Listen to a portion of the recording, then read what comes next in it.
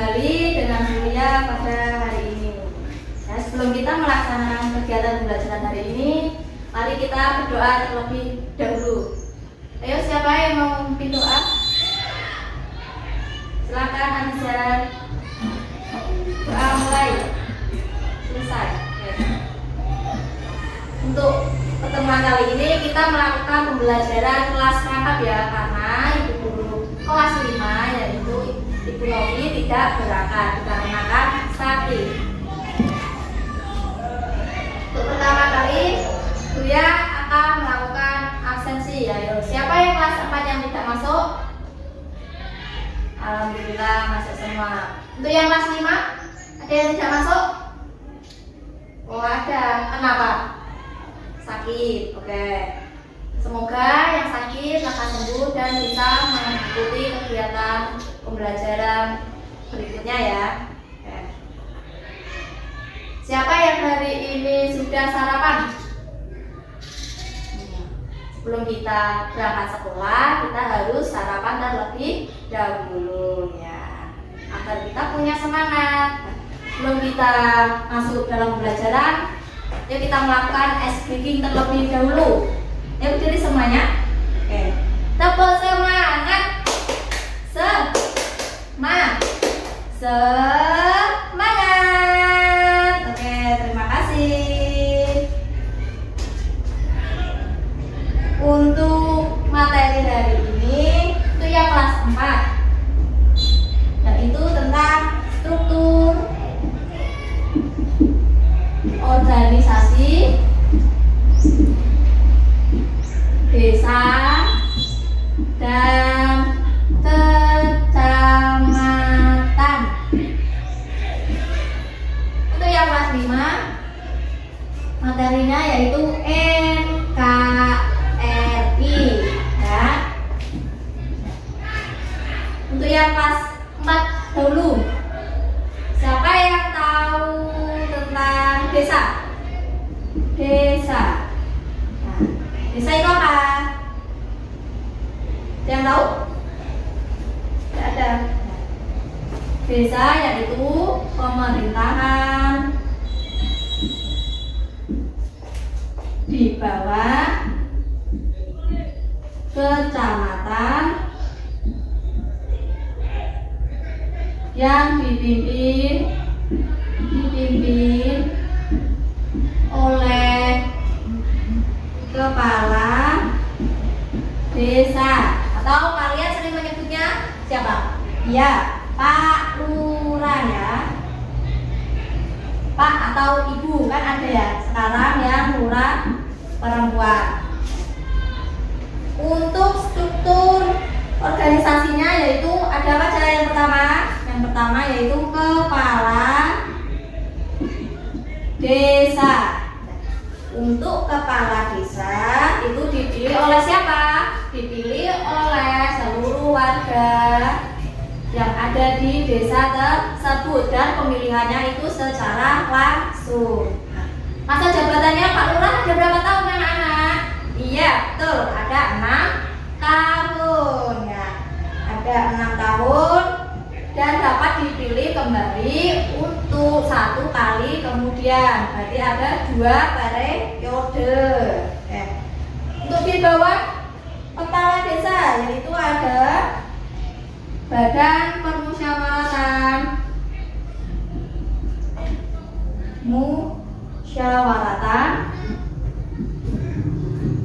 Desa atau BPD. Nah, selanjutnya ada sekretaris desa. Sekretaris desa. Nah, kemudian ada kepala urusan pemerintah. Kepala urusan pemerintah. Ya, 1, 2, 3, 4. Yang kelima ada kepala urusan pembangunan.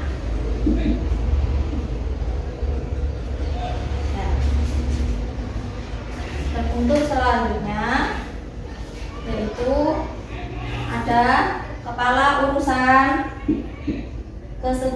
Kesejahteraan rakyat. Kesejahteraan rakyat. Kemudian ada kepala urusan keuangan. Dan kemudian ada urusan umum. Ini untuk struktur organisasi di desa ya. Terus kemudian apa yang dimaksud oleh BPD anak-anak? Siapa yang tahu? Atau Badan Permusyawaratan Desa? Ada yang tahu nggak? Untuk BPD merupakan lembaga perwujudan demokrasi dalam penyelenggaraan pemerintah desa. Dan lembaga kemasyarakatan desa dapat dibentuk lembaga kemasyarakatan, yaitu lembaga yang dibentuk oleh masyarakat sesuai dengan kebutuhan dan merupakan mitra pemerintah desa dalam memberdayakan masyarakatnya. Ada yang ditanyakan untuk pemerintahan desa yang kelas 4? Tidak ada ya. Berarti paham semua. Oh, ada yang bertanya? Oh, silakan. Bisa apa? Perangkat desa ya. Untuk perangkat desa itu bertugas membantu kepala desa dalam melaksanakan tugas dan wewenangnya, yang dibantu beberapa staf seperti kepala urusan ini ya. Ada kepala urusan pemerintah, pembangunan, kesejahteraan rakyat, keuangan, dan umum ya. Oke, yang ditanyakan lagi? Tidak ada? Oh iya, sebelumnya beliau akan menunjukkan struktur organisasi yang ada di desa ini ya. Ini kepala desa. Kepala desa itu yang paling atas, kemudian ada sejajarnya Badan Permusyawaratan Desa atau BPD. Kemudian yang di bawahnya ada sekretaris desa. Sekretaris desa ini kemudian akan dibagi, yaitu kaur-kaurnya. Yaitu nanti tadi ada kaur apa? Ya, betul, kaur pemerintah, pemerintahan, kaur pembangunan, kaur kesejahteraan rakyat, kaur keuangan, dan kaur umum. Selanjutnya yaitu lembaga-lembaga dalam susunan wilayah kecamatan. Kecamatan sekarang. Kecamatan. Siapa yang tahu pengertian tentang kecamatan? Kecamatan itu apa? Ya, ada yang tahu? Tidak ada? Oke. Kecamatan adalah wilayah administratif di Indonesia di bawah kabupaten atau kota ya. Kecamatan terdiri atas desa-desa atau kelurahan-kelurahan. Pemerintah kecamatan dipimpin oleh siapa? Ya, oleh camat dan dibantu oleh perangkat kecamatan. Untuk camat sendiri merupakan pegawai negara sipil dan bertanggung jawab kepada bupati atau wali kota, karena kecamatan adalah bawahan dari kabupaten atau kota. Untuk perangkat kecamatan juga berstatus pegawai negara sipil dan bertanggung jawab pada Pak Camat ya. Untuk perangkat kecamatan itu diantaranya ada ini ya, perangkat kecamatan. Perangkat kecamatan itu ada yang pertama, sekretaris kecamatan.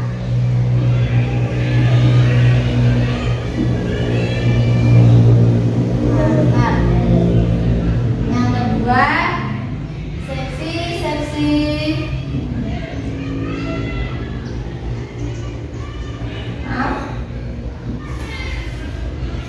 Kedua, seksi,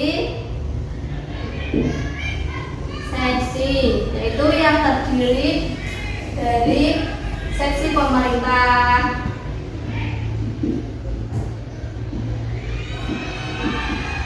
pemerintahan, seksi pembangunan,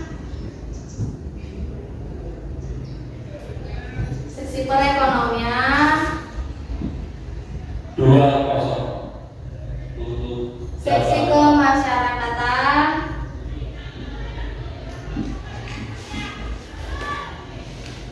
seksi ketenteraman dan ketertiban.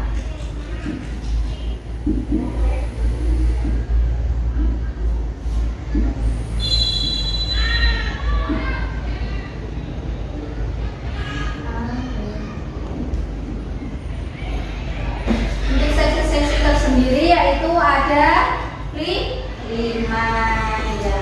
Ada 5 seksi.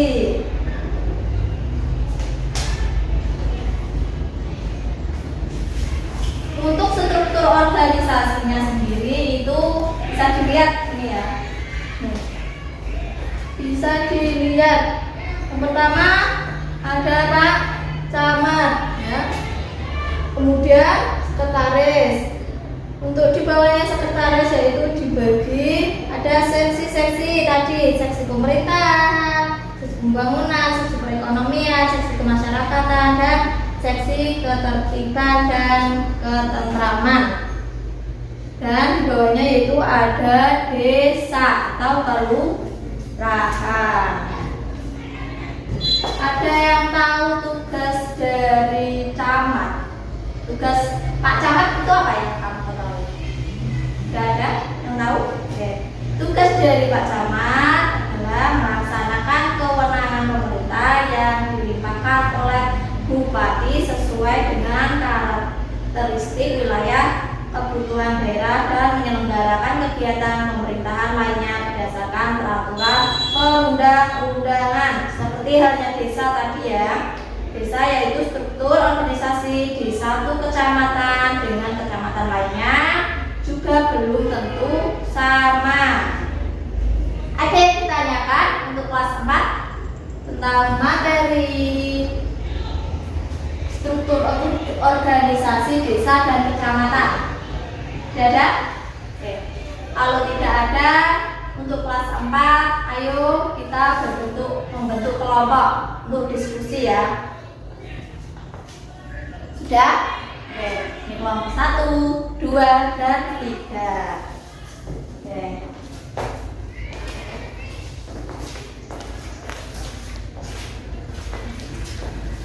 Oke, untuk kelas 4 bisa didiskusikan terlebih dahulu ya untuk LKPD-nya. Sekarang untuk yang kelas 5 ya. Yang kelas 5 yaitu sekarang materinya tentang NKRI. Ada yang tahu kepanjangan dari NKRI itu apa? Negara Kesatuan Republik Indonesia.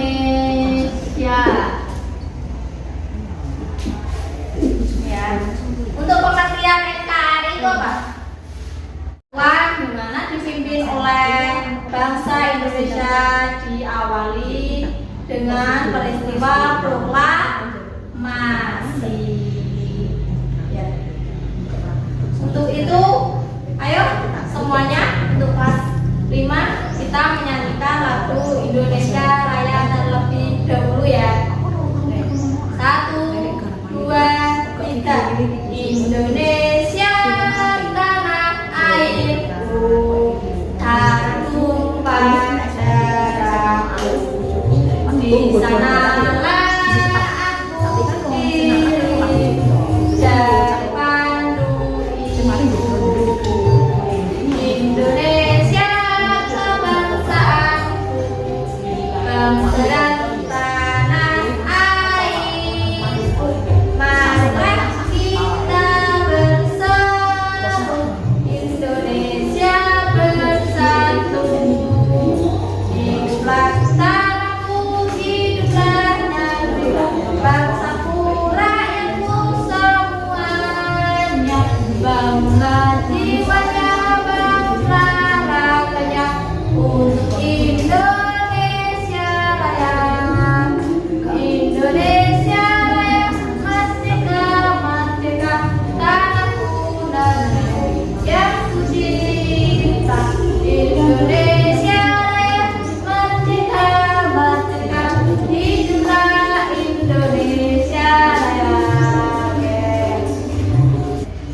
kita menyanyikan lagu Indonesia Raya.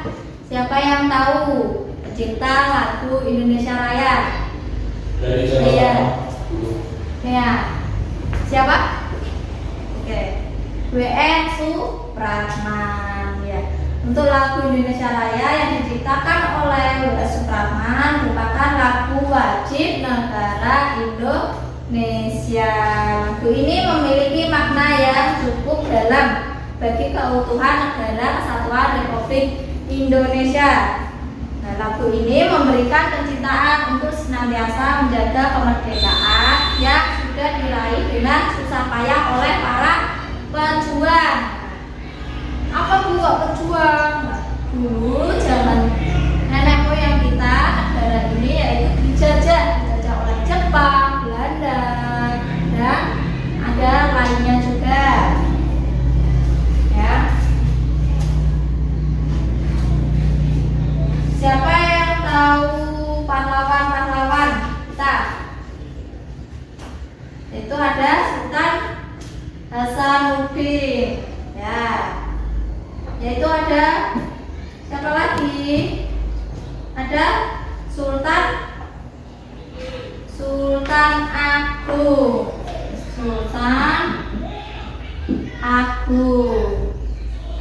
Agung melakukan perlawanan di mana? Melakukan perlawanan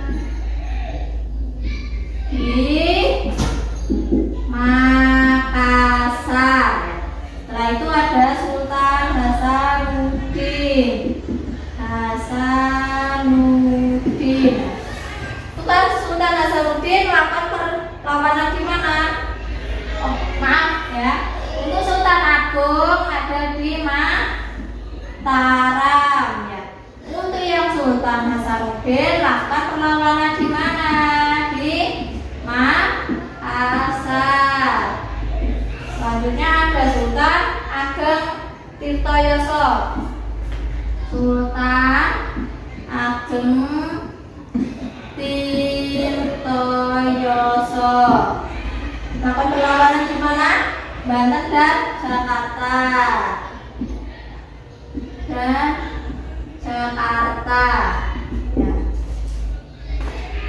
Sekarang untuk tugas kelompok dan tugas diskusi untuk kelas 5 yaitu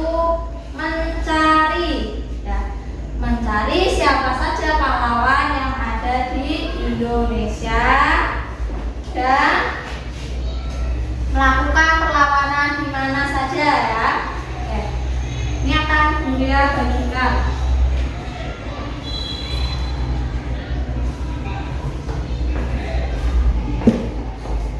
Untuk yang kelas 4 sudah selesai?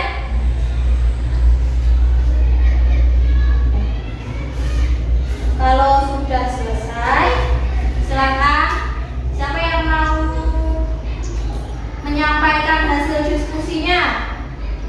Oh ya. Apa tadi yang dimaksud pemerintah desa dan kecamatan? Oh iya betul. Ada apa aja? Oh iya betul sekali. Ayo beri tepuk tangan semuanya. Oke, terima kasih. Boleh duduk kembali. Untuk yang kelas 5 sudah? Oke, kalau belum diselesaikan dulu ya. Kalau ada yang ditanyakan, silakan tanya. Sudah? Kalau sudah, boleh dikumpulkan.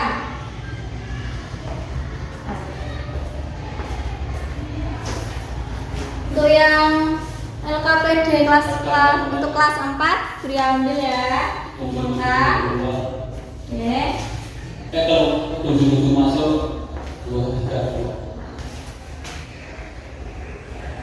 Udah, untuk yang kembali lagi untuk kelas 5. Untuk kelas 5 beliau mau bertanya, bagaimana perjuangan mencapai kemerdekaan Indonesia? Bagaimana? Oh ya. dalam mencapai kemerdekaan, bangsa Indonesia berjuang mengorbankan harta, jiwa, dan tenaga demi terbebasnya dari penjajahan yang ingin menguasai Indonesia. Tuh. Untuk proklamasi yaitu mempunyai arti bagi Indonesia apa aja? Ya, yang pertama yaitu lahirnya Negara Kesatuan Republik Indonesia. Lihat tulis proklamasi memiliki arti bagi bangsa Indonesia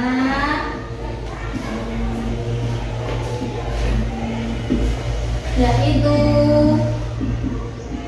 yang pertama lahirnya Negara NKRI ya, Negara Kesatuan Republik Indonesia. Yang kedua, puncak perjuangan pergerakan kemerdekaan sejak tahun berapa? Sejak 20 Mei 1908. Nah, kemudian ada titik tolak pelaksanaan amanat penderitaan rakyat, yaitu sejak proklamasi kemerdekaan tanggal 17 Agustus 1945.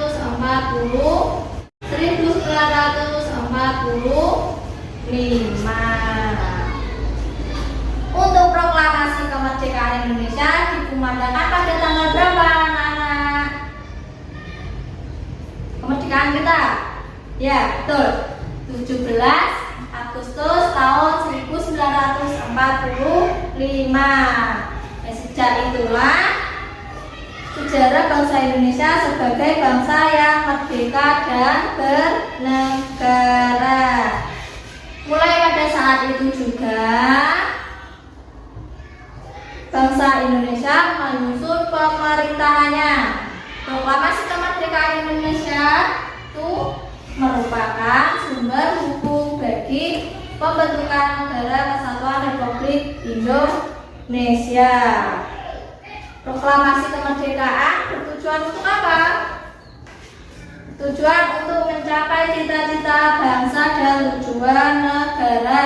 Adapun cita-cita bangsa dan tujuan negara adalah membentuk masyarakat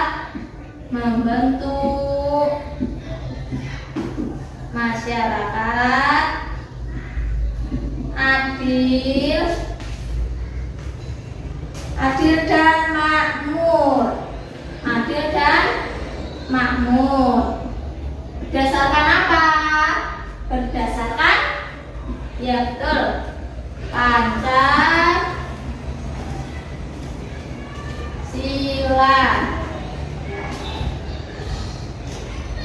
Ada yang ditanyakan untuk kelas 5?